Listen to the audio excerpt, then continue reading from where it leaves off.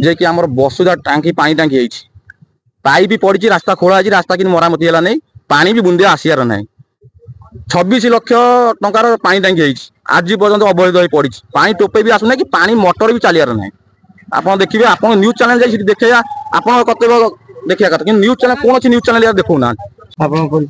आशीष कुमार बड़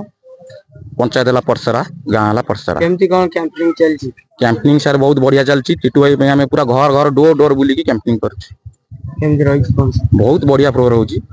नाउगा भी हम जाइतो टीटू भाई कैंपिंग करे सेठी आहुरी बढ़िया फ्लोर होची बहुत बढ़िया बर्तमान आपन जो कैंपिंग कर लोक कौन सब समस्या रही लोकंकर बहुत समस्या रही जे कि आमर बसुधा टांकी पानी टांकी है